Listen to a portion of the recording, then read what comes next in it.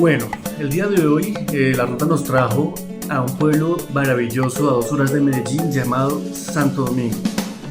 Entonces, pues mis queridos oyentes, el día de hoy pues los saludamos desde este espacio increíble en medio de las montañas antioqueñas y tenemos una invitada muy interesante y venimos aquí desde la ignorancia, eso es lo interesante. A veces uno se embarca en las rutas y no sabe dónde va a llegar, no sabe cómo es el lugar, uno se hace una idea de las cosas.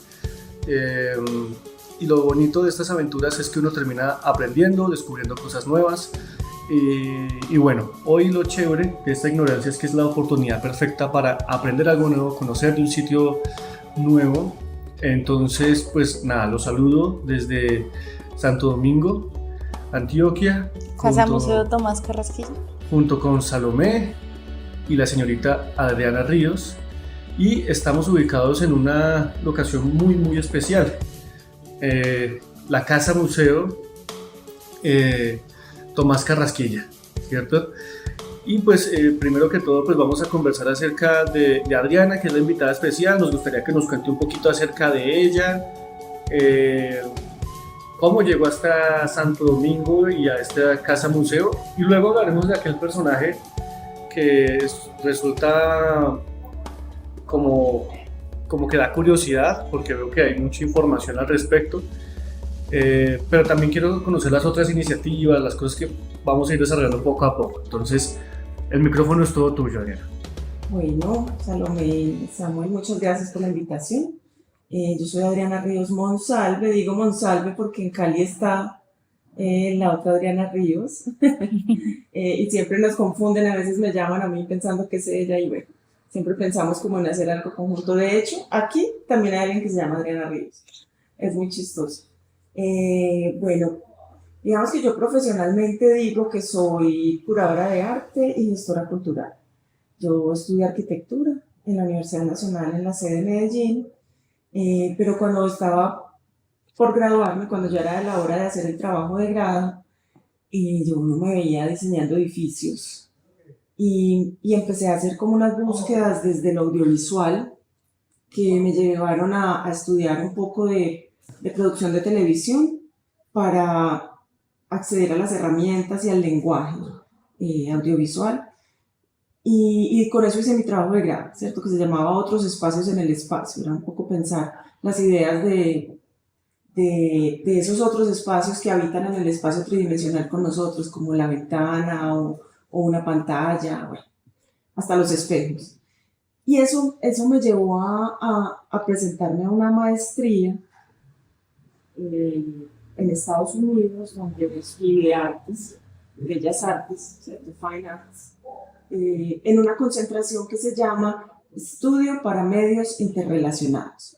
Y eso pues suena muy raro, pero digamos que las maestrías allá, por lo menos ahí, uno elige, ¿cierto? Entonces es la misma maestría en Bellas Artes en general, pero uno elige concentración en pintura, concentración en fotografía, concentración en cine, en 3D, bueno, en un montón de cosas. Y había otra que ellos le llamaban así, Estudio para Medios Interrelacionados, que nació en los años 70, en el 60 y pico, en Estados Unidos, con todo ese movimiento de nuevos medios, performance, instalaciones, todo eso. Y pues digamos que ese es como el legado de eso. Varios de los artistas pues, digamos, conocidos de esos movimientos en Estados Unidos pues fueron los profes que iniciaron el programa. Cuando yo entré, pues todavía ya existía en pregrado y también en posgrado, y yo por ahí empecé a explorar, ¿cierto? Como esa cosa que da el arte, que te permite como entregar de lo que sos, ¿cierto? No solo en lo técnico, no solo en lo conceptual, sino también en lo personal. Para mí fue un cambio significativo de lo que venía haciendo en arquitectura, que todo es hacia el otro, ¿cierto? A pesar de que se supone que es uno el que conceptualiza, pues hay unas normas en los espacios y hay unos deseos del que contrata y así. Y eso para mí fue pues, un cambio radical en la manera de ver el mundo. También esto es anecdótico, pero para mí fue muy importante y es lo que me llevó a hacer curaduría, y es que el posgrado tenía una galería de exposiciones solo para los estudiantes del posgrado. Hay varias en la universidad, como por áreas, o por el nivel en que estás, sí, como por técnicas, hay de varios tipos, y hay una específica para los estudiantes de posgrado. Y una de las condiciones que nos ponen para graduarnos es hacer una exposición individual antes de graduarnos para poderlo tener en la hoja de vida, porque en la hoja de vida como artista es muy importante tener una exposición individual. Era lo que nos decían. Claro, la galería era una cosa gigante, yo trabajaba en video y trabajaba en videos en televisor, porque el ejercicio era hacer juegos con los múltiples canales de los DVDs. En una sala gigante con un televisor en control remoto, yo no puedo hacer una exposición individual, o sea, me demoró. Primero, yo no tengo formación en pregrado en artes, entonces esto me cuesta más. Segundo, el espacio es muy grande. Y pues antes de graduarme alcancé a hacer 3 exposiciones. La primera fue con un compañero, entonces era de 2 artistas. Luego empecé a trabajar en algunos conceptos y empecé a invitar a mis compañeros, tanto los del mismo nivel mío como los que estaban entrando y los que acababan de salir. Ahí como se juntaron los 3 semestres, los 3 años. Y bueno, ya antes de graduarme hice una exposición con gente que ya sea, pues digamos, artistas de la ciudad. Yo estudiaba en Boston. Y eso fue como un chispazo impresionante, fue mi acceso a la curaduría. Pues sí, un poco por un lado casual, por otro lado parte como de la necesidad de cumplirle a la universidad con la tarea que me había puesto. Y aunque no fuera individual, pues era una exposición en un espacio con unas condiciones. Y a partir de ese momento, pues también me di cuenta que el estudiar arquitectura me servía mucho para eso, porque hacía que el espacio expositivo no fuera solamente el lugar donde se exhiben los proyectos artísticos y que se despliegan en un espacio, sino que realmente el espacio es parte activo de esa narrativa. Y bueno, con los años en que llevo, este año cumplo 20 años de estar trabajando en eso, desde que estaba en la universidad, pues ahí en la maestría, porque yo cuento esas primeras curadurías como parte de mi vida profesional. Como debe ser, es importante, sí. A veces nos escuchan compañeros de la universidad, oyentes que de pronto están en esos procesos y muchos les pasa que empiezan sus proyectos mientras están estudiando y no los cuentan. Eso es importantísimo también. Sí, y bueno, digamos que en estos 20 años he encontrado que hay muchas maneras de hacer curaduría, y sobre todo porque pues en Colombia todavía no existe un programa de estudios de curaduría. No. En algunos países existe a nivel de posgrado, en otros pregrado, pero pues eso se demoró mucho. Y aquí en Colombia, como dice Carolina Chacón, como a lo mejor eso no es, pues ella no dice eso, como que no es necesariamente algo que se estudia, sino que es un devenir. Ella dice, cierto, en condición de curadora. Eso me parece muy bonito. Y pues nada, así ingresé como al mundo del arte, al mundo de la curaduría, y pues yo trabajo en muchas líneas diferentes, y eso hace que también actualmente yo, más que curadora de arte, sea una gestora cultural. Bueno, Salomé. No, pues me parece que tienes una percepción muy interesante, sobre todo porque creo que para mí, como en términos personales, la curaduría también se trata como de una forma sensible de estar en los espacios y de relacionarse con los objetos que vemos en los espacios.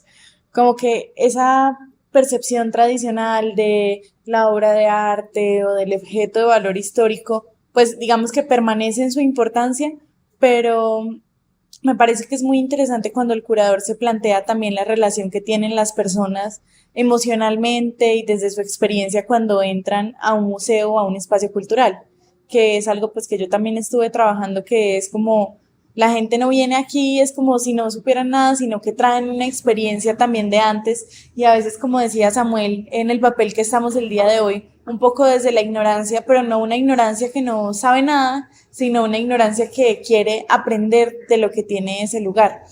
Me encantaría que pudieras profundizar un poco más sobre ese tema de la gestión cultural. Creo que es bastante interesante y me gustaría que pues, los oyentes pudieran conocer un poco más al respecto. Pues te puedo hablar de ello desde mi propia experiencia. Eh, digamos que yo soy alguien que eh, de manera privilegiada ha podido viajar, ¿cierto? Tanto estudiar por fuera como hacer parte de otros proyectos en otros países, en otras ciudades.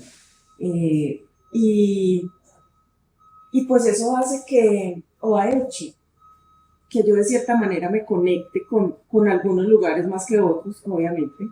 Y en esa conexión es como una búsqueda de aquellas cosas que para mí son potenciales. No sé muy bien cómo explicar eso, pero yo creo que la gestión cultural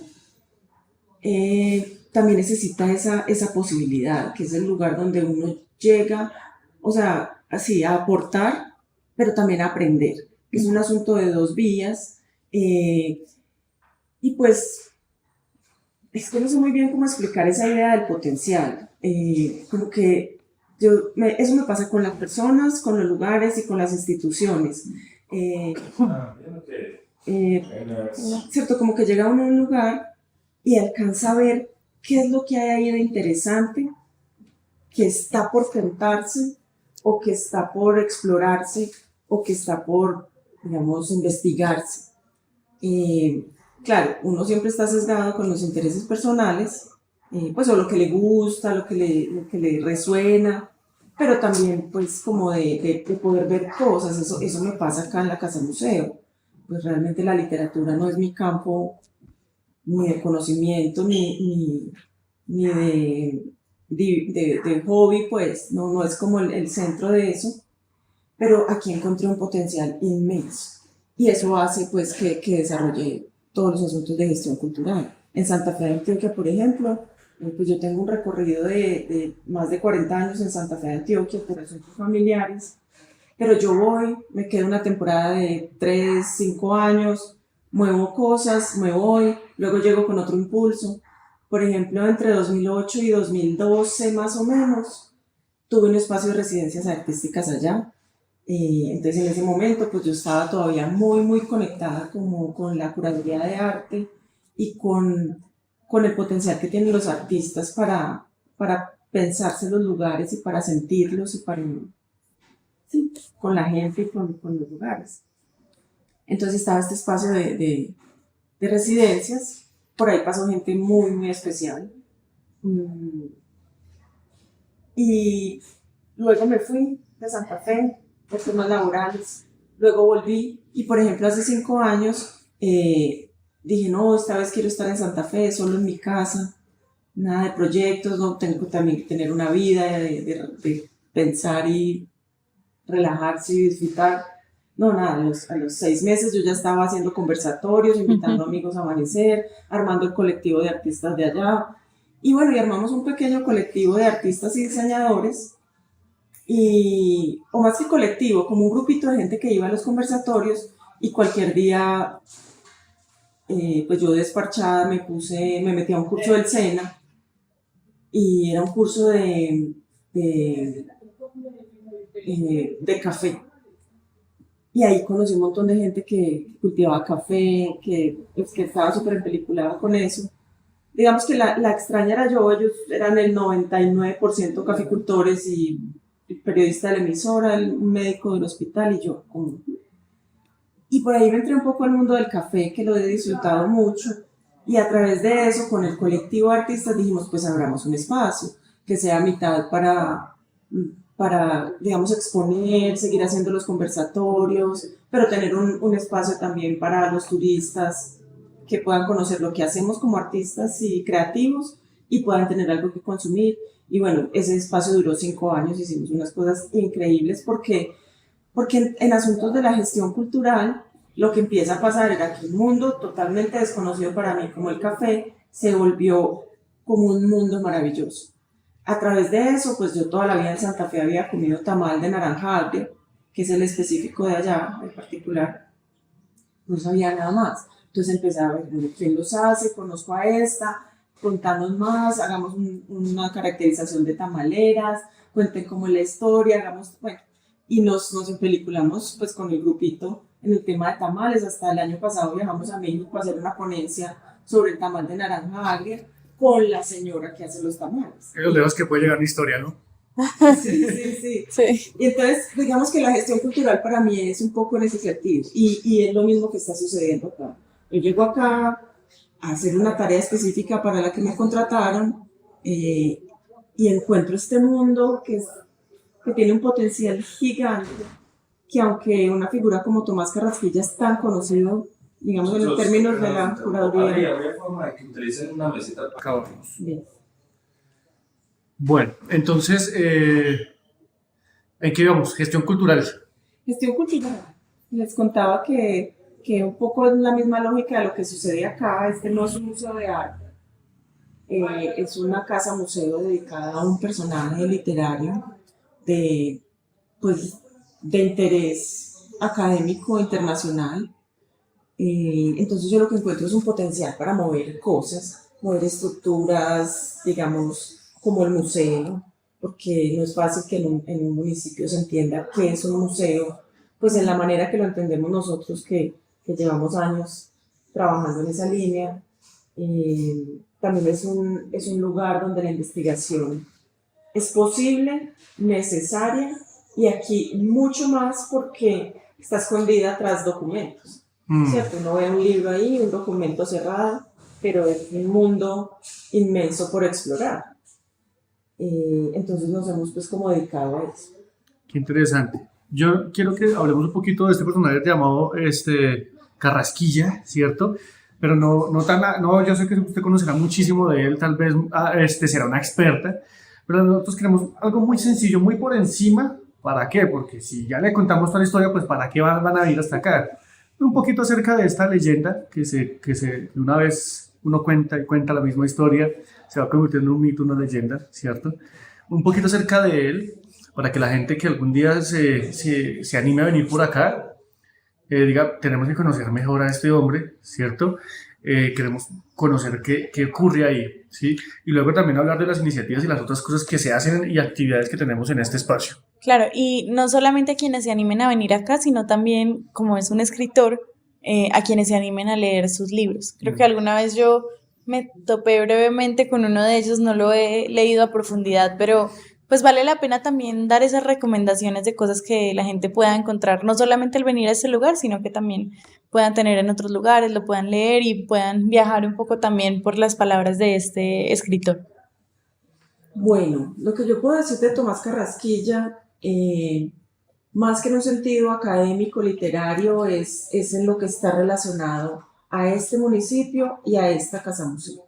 Tomás Carrasquilla es un escritor de mediados del siglo XIX, nació en 1858. Digamos que su carrera literaria más grande sucede en la primera mitad del siglo XX. Su obra cumbre es La Marquesa de Yolembó, que seguramente han escuchado de ella. Su primera novela es Frutos de mi tierra, que también es muy importante. Y hay un cuento que se hizo muy famoso, que es Simón el Mago, porque Víctor Gaviria hizo una película sobre Simón el Mago y la grabó acá en una casa del municipio. Es un escritor muy prolífico.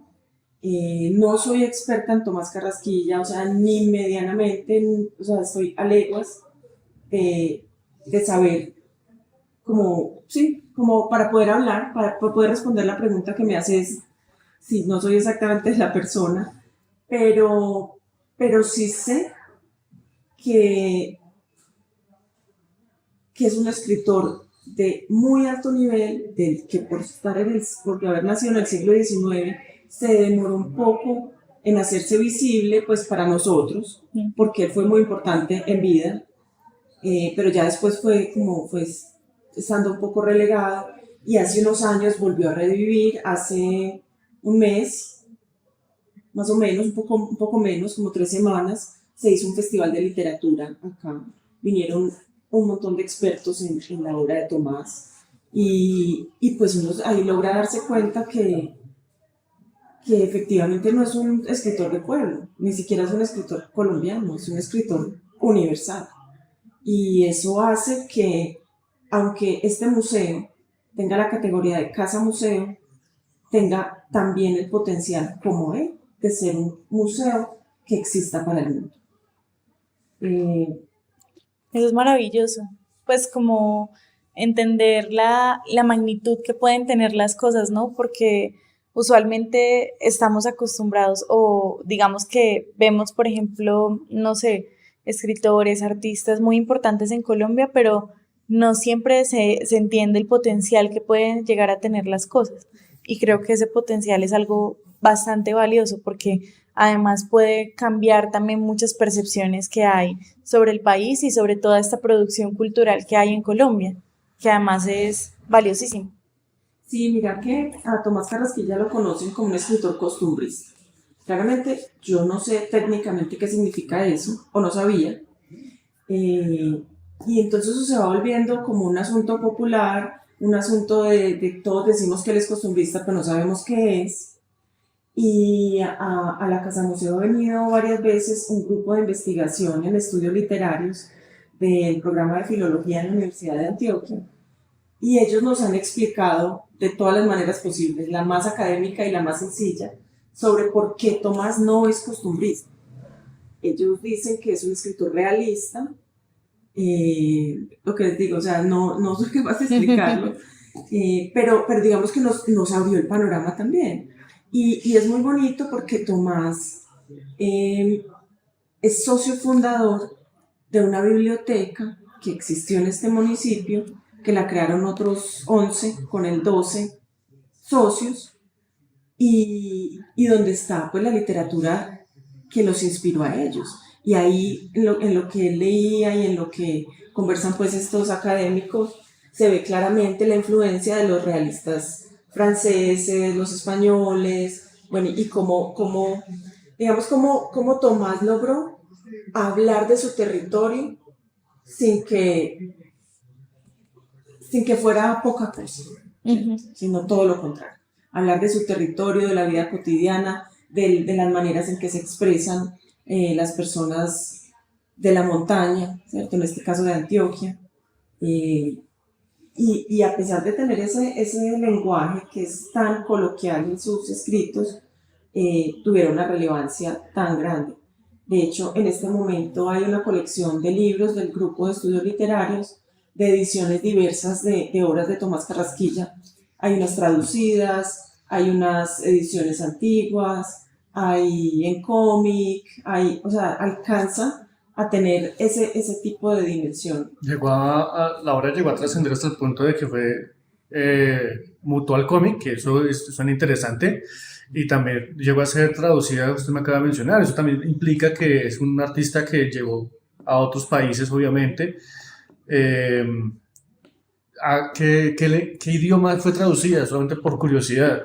Pues por ahora solo inglés. Inglés. De hecho aquí viene de cuando en vez una traductora canadiense que hizo la traducción de unos cuentos y estaba hace 2 años que yo la conocí, estaba tratando de hacer el glosario de las palabras muy locales que él usa en sus escritos, tratando de decidir eso cómo se traduce.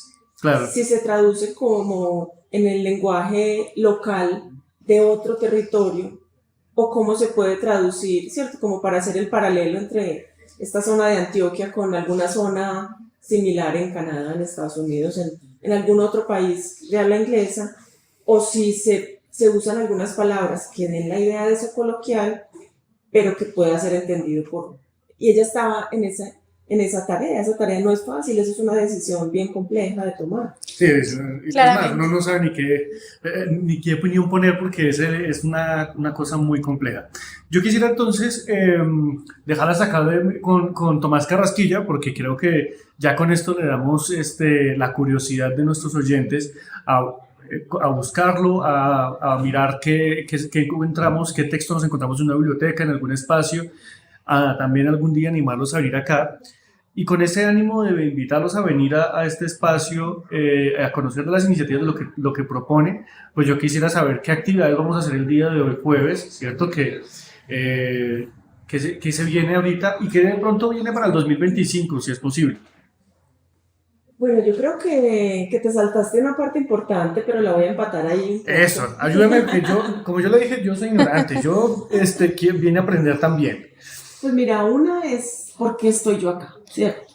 ¿Cierto? Yo vine contratada por el Instituto de Cultura y Patrimonio de Antioquia en 2022. Ellos estaban haciendo una tarea de fortalecimiento de la gestión del patrimonio documental en Antioquia. Priorizaron 7 municipios y esto eran bibliotecas, fonotecas, archivos y museos. Y de los 7 municipios habían 2 que tenían museo, entonces dentro del equipo de trabajo contrataron un curador que pudiera acompañar lo que los bibliotecólogos, archivistas y demás estaban haciendo. Y vine a dar acá. El equipo era grande, pues conservadores, de todo. Y es muy teso porque este es un museo pues relativamente muy nuevo. El museo se abrió al público en 2015, o sea que en 2025 ya cumple 10 años. Eso para un museo es muy poquito, sobre todo con una colección del siglo XIX. Entonces la primera pregunta es, bueno, en ese momento lleva 8 años abierto, porque no hay un inventario, ¿cierto? Segundo, seguramente hay un montón de cosas perdidas. ¿Dónde estarán? Claro, porque Sí. ¿qué habrá pasado en todo el tiempo que no había museo? ¿Qué habrá pasado todo ese tiempo? Luego darse cuenta que la colección de este museo está compuesta no solo por el legado de Tomás Carrasquilla. Él es el principal, por lo que tiene un nombre de resonancia internacional y una producción literaria que también alcanzó ese nivel. Es casa museo porque él nació acá y esta era la casa de su abuelo, pero también encontrar que tenía una hermana, Isabel Carrasquilla, su única hermana, digamos, tuvieron otro hermano pero murió estando niño, entonces pues en el crecimiento y en la adultez eran solo ellos dos, y resulta que Isabel también es escritora. Y eso fue algo que se demoró en salir. Ella hizo muchas cosas, pero una muy importante se llama Impresiones de Viaje. Es una crónica que ella hace de un viaje que hacen van a Panamá, van a Estados Unidos y van a Europa. Y estamos hablando de llegar a Panamá a través es decir, tocaba salir por el río Magdalena y ella narra todo el proceso del barco de vapor por el río Magdalena. Y ese libro, editado como libro, apenas salió en 2015, ¿cierto? Y esto es un libro de principios del siglo XX. También ella hizo mucha dramaturgia, escribía obras de teatro con una prima, y lo bonito es que alcanzaron a llevar a escena algunas de esas obras en vida, ¿cierto? Entonces uno dice, wow, entonces ¿qué pasó? ¿En qué momento se borró? Sí, ¿cierto? Porque una cosa es cuando no te descubren, ya te moriste y encontraron tu obra. Otra cosa es que está vigente en un momento, está activo, es valorado por la gente y de un momento a otro, silencio total, hasta que alguien vuelve y lo redescubre. Uy, qué interesante. Imagínate que, por ejemplo, nos escuchen, por ejemplo, en la SAP. Yo tengo muchos amigos que son directores de teatro, que estudian esto. ¿Qué tal un día de estos descubran a Isabel Carrasquilla? Digan, vamos a buscar esa obra de teatro y volverla a hacer. Imagínense volverla a hacer la obra por acá.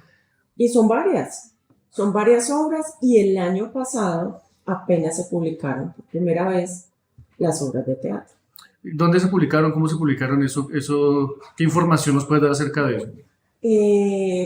Digamos que la familia de ellos está muy vinculada con todo el empresariado antioqueño, y pues en realidad no sé cómo, pero pues todas estas las ha publicado la editorial ENFIT de la Universidad de ENFIT. Ya con eso la gente Sí, llega hasta el texto. Pero además es que es también muy interesante, como en términos históricos, pensar en que era una mujer en el siglo XIX, entonces lo que implicaba para las mujeres hacer parte también de la academia, y que su trabajo se destacara. Y además pensar en que sí fue un trabajo que se destacó en ese momento, pero como la historia a veces se ha encargado también de ocultar esas cosas.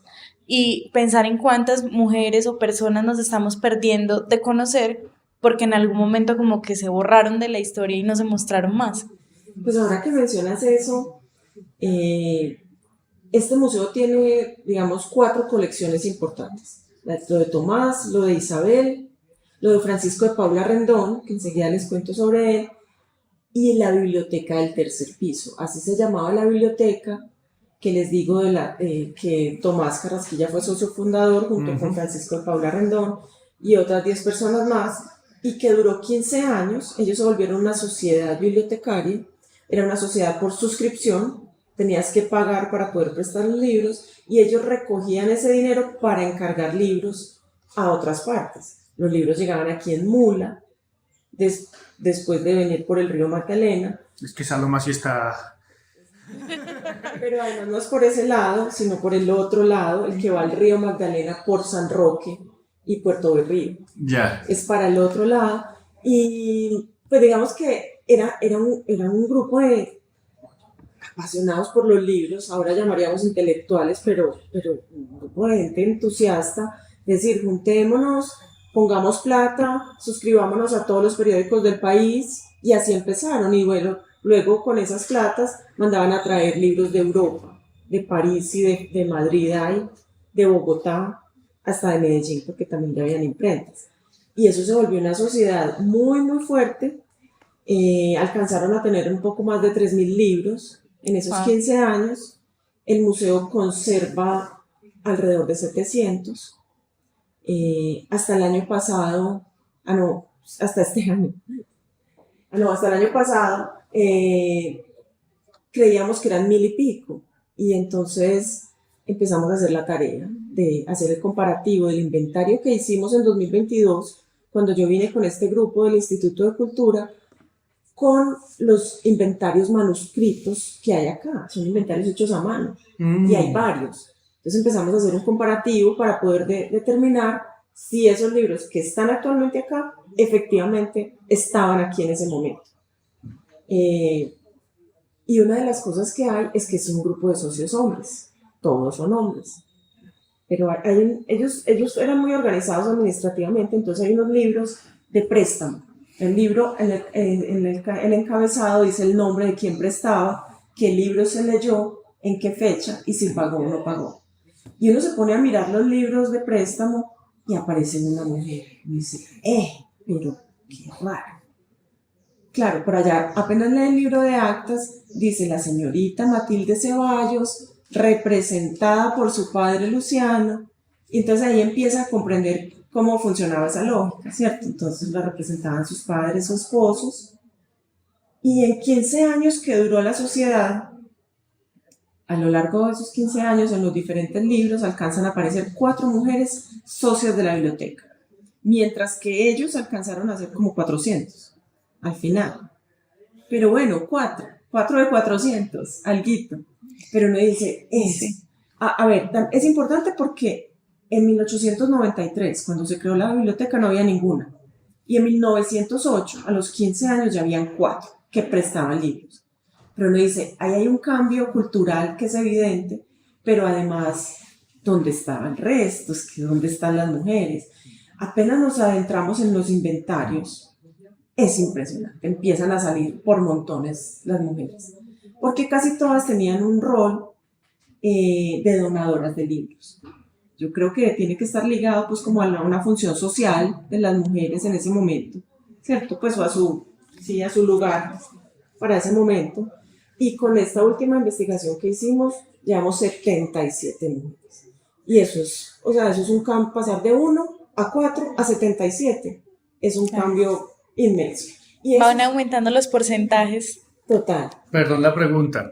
¿Estos libros que ellas donaban eran de su colección personal? ¿Eran ¿qué se puede saber acerca de eso? ¿De dónde los conseguían? Porque vemos que hay un problema de accesibilidad por un lado, pero hay un montón de mujeres que tienen libros, ¿cierto? Entonces, ¿de dónde los sacan? Se los obsequian las parejas, los padres, los consiguen. Las mujeres, se sabe que de alguna manera han conseguido los libros y que eso es interesante porque es la briega, de alguna manera es una pequeña resistencia y a la falta de accesibilidad que parece que hay acerca de eso, ¿no? Yo no voy ¿cómo se dice? Como a asumir cosas, pero sí me parece muy interesante ¿qué puedes decirnos acerca de eso? Pues en realidad no sabemos suficiente todavía. Sabemos que aparecen muchas que dicen donado por la señorita tal o donado por la señora Isabel Carrasquilla de Aranda, ¿cierto? No sabemos mucho más que eso. Muchos vienen por el lado del esposo o por el lado de la familia. Vemos, por ejemplo, hay un personaje que es muy importante en términos de la donación de libros, a pesar de que en términos locales no es tan sonado, que es Martín Moreno de los Ríos. Él era profesor de francés. Y cuando comparamos las temporalidades, se ve que esa era su biblioteca personal, y adquirida antes, y que la donó a la biblioteca. Entonces debe ser que viajó a Francia y él mismo las trajo, no lo sé. Entonces ese es un camino, uno de los miles de caminos que tenemos aún por explorar. Pero interesante, me parece incluso hasta bella la briega de las mujeres por tener sus libros, ¿sí? Por también explorar, por leer, por aventurarse. Y pues chévere más adelante saber un poquito más acerca de eso. Pues en esas estamos, pero una de las cosas que sabemos es que el socio que preste libros puede compartir ese libro con la gente que vive bajo su mismo techo. No lo puede prestar por fuera. Entonces segurito se los leyeron todos, ¿cierto? Lo que pasa es que no tenemos evidencia documental.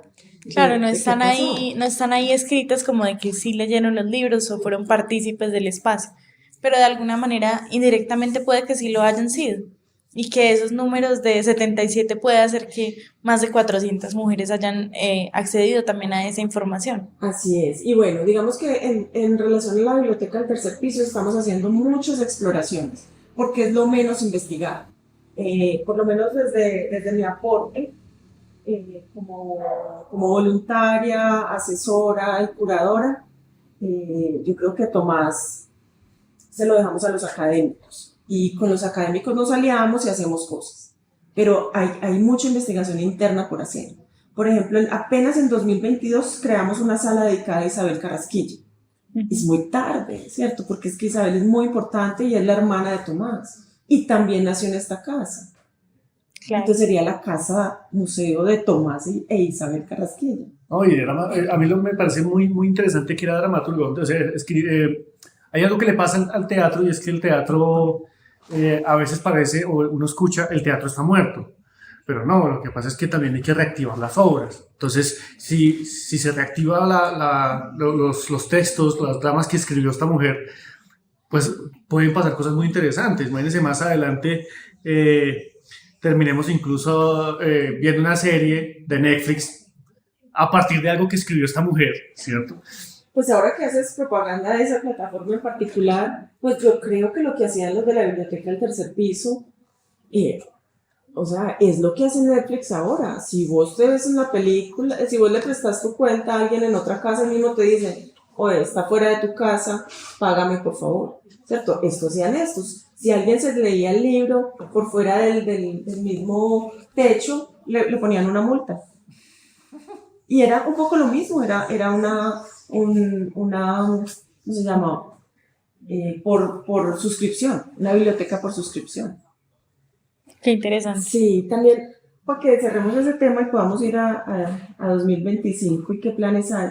Mira, como yo llegué acá por ese proyecto del 2022 con el Instituto de Cultura, eso duró 4 meses y nos fuimos y ya. Pero aquí resulta que hay un mundo entero por explorar, tanto en investigaciones que deriven en curadurías, pero sobre todo en todo lo básico de lo museológico. O sea, todo. El proyecto era durar 4 meses acá y ya te ibas, pero sí. Tú te quedaste acá. Sí, yo me quedé. El proyecto era hacer el inventario. Y entonces el bibliotecólogo hizo el inventario de biblioteca, el archivista el inventario de archivo, yo hice el inventario de todos los objetos del museo. ¿cierto? De todos los otros que no eran ni libros ni archivos. Y nos fuimos. La misión de eso, de ese inventario, era que pudiera existir en el repositorio departamental. Ahí se puede consultar toda la colección, que eso ya también es un paso importante, Claro. de divulgación, de poder atraer otros investigadores, de al menos conocer qué patrimonio tenemos. Y pues me fui quedando, y luego, digamos que este último año, en 2024, me dediqué fue a hacer autogestión tanto para el museo como para mí misma, por decirlo de la manera menos peor posible. Es decir, cuando yo veo esa necesidad que tiene el museo desde lo museológico, porque es que tiene un patrimonio invaluable, que a veces no se comprende porque todo el mundo dice, sí, Tomás es muy importante, sí, pero Tomás ya está publicado, todo el mundo podría estudiarlo a partir de lo que yo he publicado, pero y los manuscritos, nosotros custodiamos los manuscritos de él y son espectaculares, son llenos de dibujitos, de tachoncitos, como de unos códigos internos espectaculares. Pero entonces esa colección, ¿qué? No, inventariarla y tenerla en el repositorio no es suficiente. Hay que investigarla, hay que ponerla en valor, hay que difundirla, hay que invitar a la comunidad a apropiarse de ella. Y pues el museo es un museo público, depende de la alcaldía municipal, y este es un municipio de categoría 6, es decir, los recursos son muy limitados, alcanza para contratar a 2 mediadores, 2 guías, que ahorita estamos en los procesos como formativos para que sean no solo guías, sino también mediadores. Entonces yo me dedicaba a escribir proyectos para la Casa Museo. Este año, este 2024, se ganaron 5 proyectos, un reconocimiento que por todo el trabajo de cuidado pues, de la colección documental, uno relacionado a la investigación del comparativo de los inventarios de la biblioteca del tercer piso, otro que era de circulación para trabajadores y trabajadoras de museos hasta hace un mes larguito, la otra mediadora era Ángela Restrepo, que tiene movilidad reducida, está en silla de ruedas, entonces ella se ganó ese proyecto para ir a conocer otros museos del país en términos de accesibilidad a través de su propia experiencia corporal. Estuvimos en el Museo Nacional y nos contaron durante 2 días, todo el día, qué hacen desde accesibilidad, en todas las líneas de accesibilidad. Yo conozco un poco eso que realizan. Las maletas, todo eso es un... No, pero tienen los mediadores ciegos, los sí. mediadoras habitantes de calle, Ajá. tienen... Los espacios accesibles también, la circulación también está diseñada para que sea, digamos, como más sencilla también para las personas con movilidad reducida. Hay de todo. Museografía accesible, Museografía. o sea, tienen todo eso.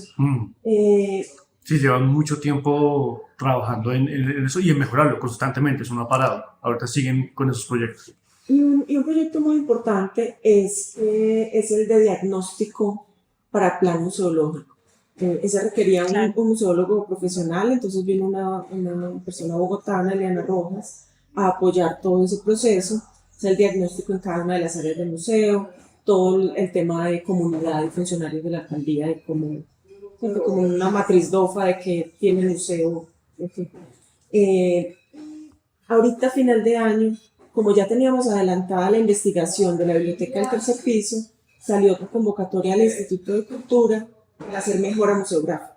Entonces, gracias a eso, tenemos pues, la renovación de la biblioteca y alcanzamos a hacer, por ejemplo, este módulo de entrada para poder explicarle al público que viene qué es el museo, cuál es la historia del museo, qué colecciones alberga.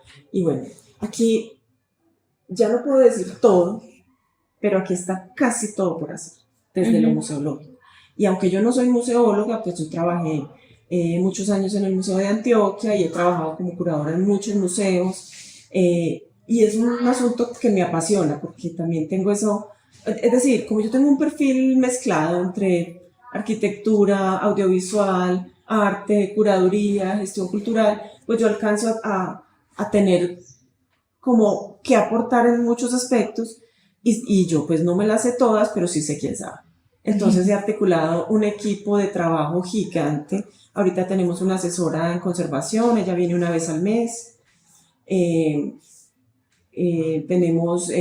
Para esto hicimos con museografía, con la museóloga, con diseño gráfico, con montajista especializado pues en montajes de museo y de producción de obras de arte, pues sí, de nivel profesional.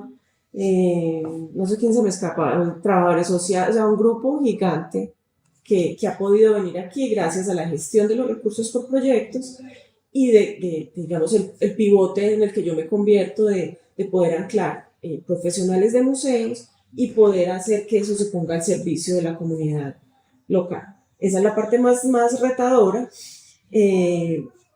pero pues en esas estamos. Por ejemplo, ahora que llegó ahí Jorge Duque, con Jorge para la renovación museográfica y en términos de públicos, se desarrolló un juego de mesa para poder poner en valor lo de los libros, o sea, quiénes eran los socios de la biblioteca, qué libros leían, qué rutas transitaban los libros. Y bueno, hoy que me preguntabas qué actividades hay hoy, hoy hay dos actividades.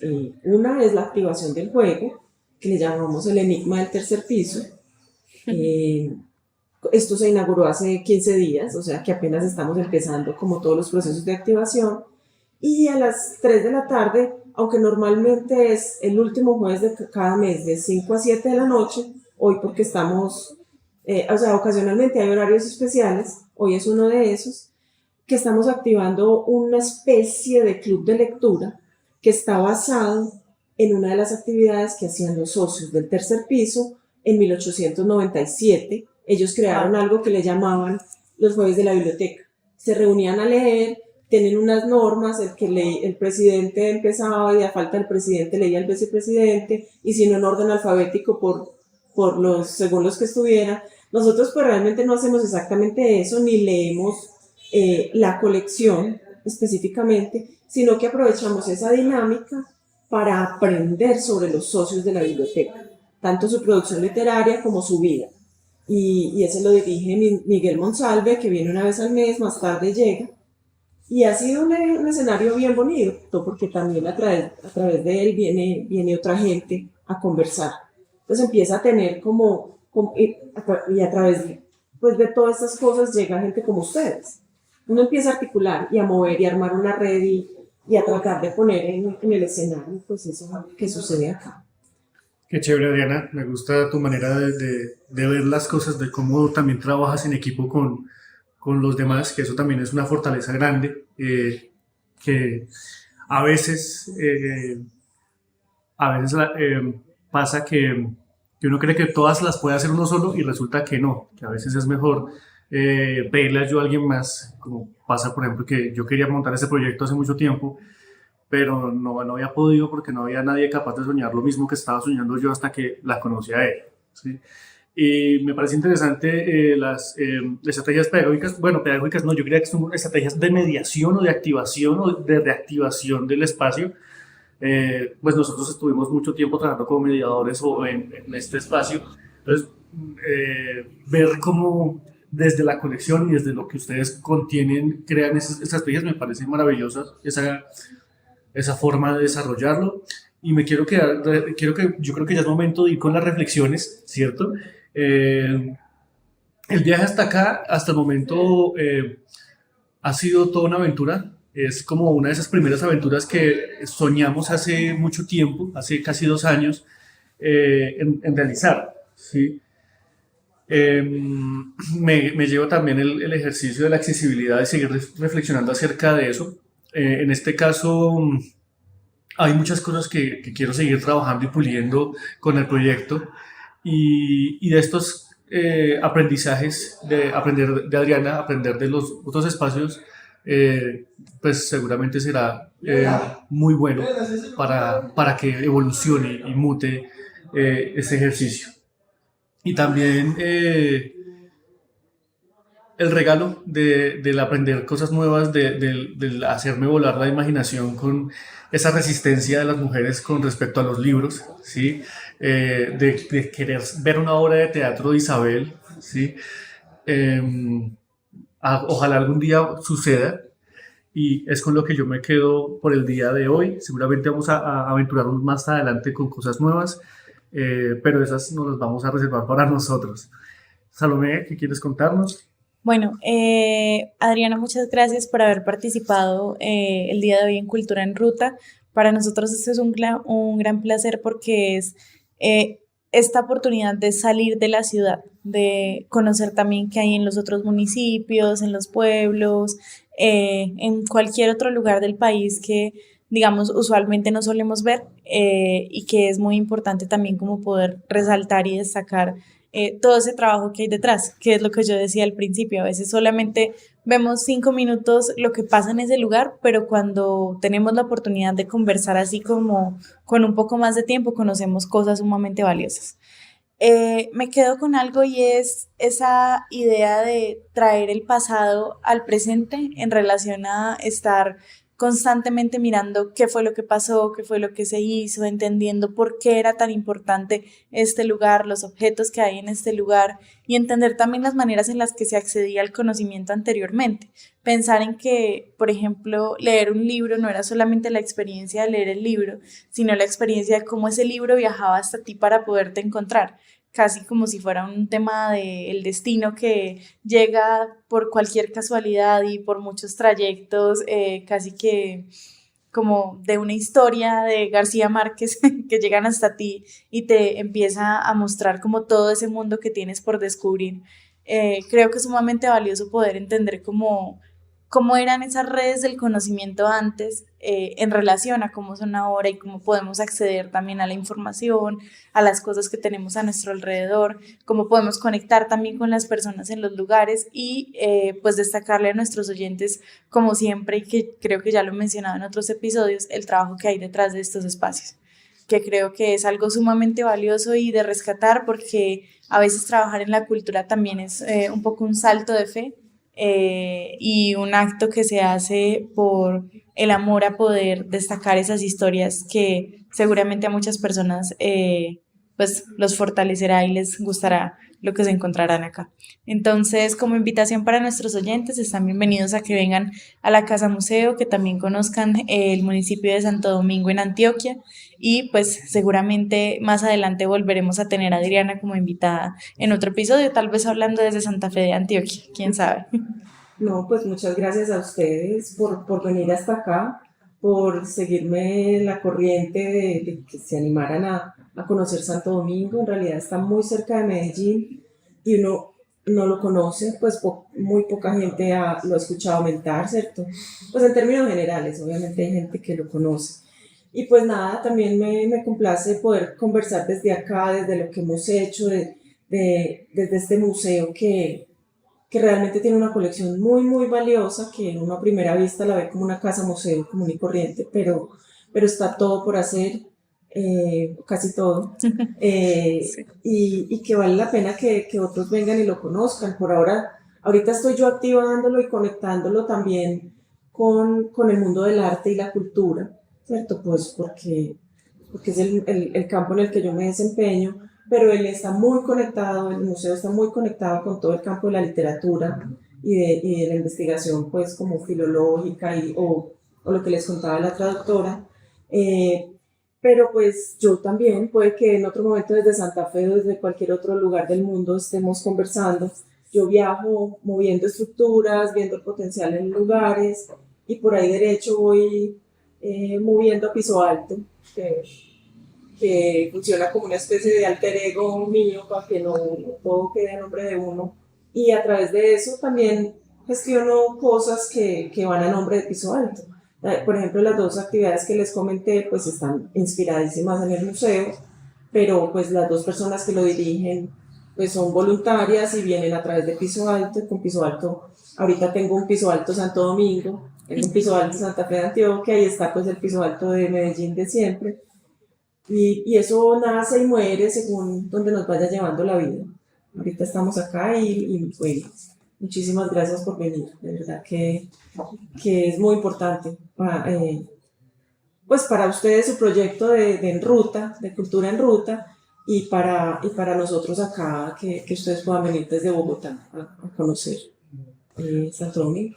Bueno, nos despedimos entonces desde la Casa Museo Tomás Carrasquilla con los aportes que hicieron estos personajes que se animaron de alguna manera también a hacer algo de gestión cultural, ¿cierto? Desde hace mucho tiempo y a aportarle algo también a su sociedad, a su comunidad.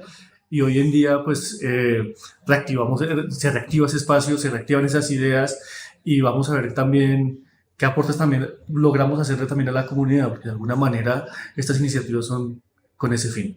No siendo más, buenas rutas.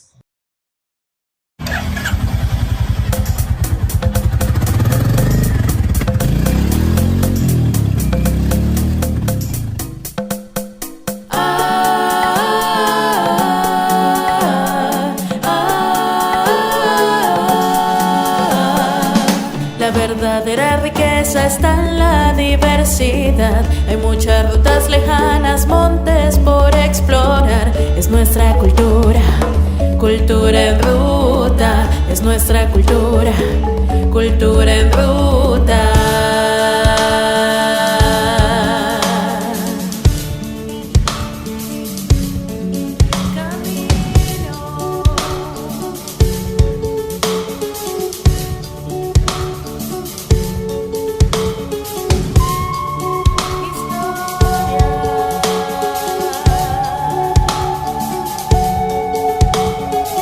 La verdadera riqueza está en la diversidad. Hay muchas rutas lejanas, montes por explorar. Despertar. Es nuestra cultura, cultura en ruta. Es nuestra cultura, cultura en ruta.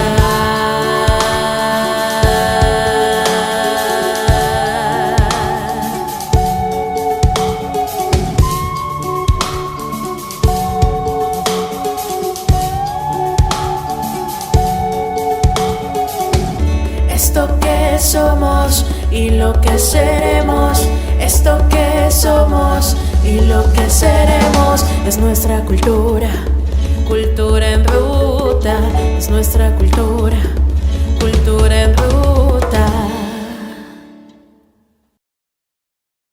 Este podcast ha sido producido y dirigido por Salomé Restrepo y Samuel Peña. Musicalización, mezcla y composición por Carol Uribe. Derechos reservados.